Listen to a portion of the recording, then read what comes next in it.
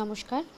আজ মঙ্গলবার সকাল সকাল ঘুম থেকে উঠে জানালা খুলে বাইরে দেখছি ঝলমলে রোদ উঠেছে। 4-5 দিন মেঘলা আকাশ দেখার পর এমন নীল আকাশ দেখলেই মনটা খুশি হয়ে যায়। ফ্রেশ হয়ে নিয়েছি। এটি হচ্ছে আমার পরিবারের নতুন সদস্য। রথের দিন আমার ছেলে লাগিয়েছে। ওর ঠাম্মির কাছে শুনেছে রথযাত্রার দিন গাছ লাগাতে হয়, তাই খুব উৎসাহ নিয়ে গাছটি লাগিয়েছে। এরা 3জন আমার অনেক পুরনো। এসে ঘরের সামনে ফুল তুলতে, তবে সব ফুল তুলিনি, কিছু ফুল তুলেছি আর কিছু গাছে রেখে দিয়েছি।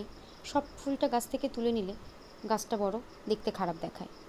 ঠাকুরকে জল মিষ্টি দিয়ে নিয়েছি। ঠাকুরকে জল মিষ্টি দিয়ে দিনের শুরু হলো। চলুন এবার যাব রান্নাঘরে। রান্নাঘরে গিয়ে নিজের জন্য একটু চা বানাবো। 1 কাপ আদা দিয়ে চা।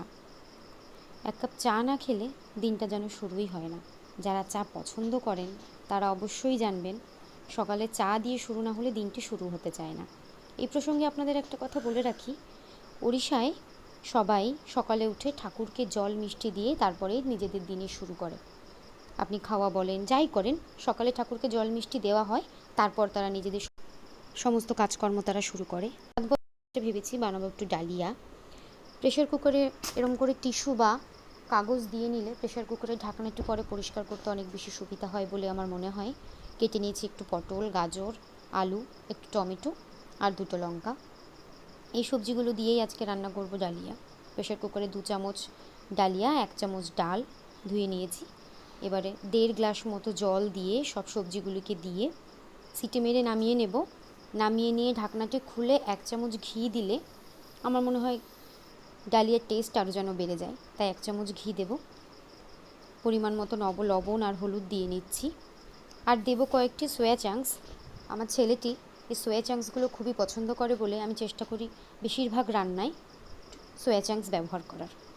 গত সপ্তাহে গেছিলাম ছেলেটির জন্য কয়েকটি বই কিনতে। আর চলুন বইগুলি আপনাদের সঙ্গে শেয়ার করব বলেই রেখেছি। এই যে বইগুলি দেখছেন, এই বইগুলি পেতে আমাকে একটু যেতে হয়েছিল বেশ খানিকটাই দূরে, মোটামুটি ঘর থেকে ঘন্টাখানেকের দূর। বইগুলি কোনোটিই বেশি দামি না, তবে এই যে বই যদি একটু কালারফুল হয়, যে বাচ্চারা কেবল পড়াশোনা শিখছে বা লেখা শিখছে, নতুন নতুন কিছু শিখবে, তাদের মনে হয় পড়াশোনার প্রতি আরেকটু বেশি আগ্রহ তৈরি হয় বলে আমার মনে হয়। আমার ছেলের জন্য আমি এই বইগুলো এনেছি। বইগুলো কেমন হয়েছে কমেন্ট করে আমাকে জানাবেন। ভিডিওটি ভালো লাগলে লাইক ও শেয়ার করুন।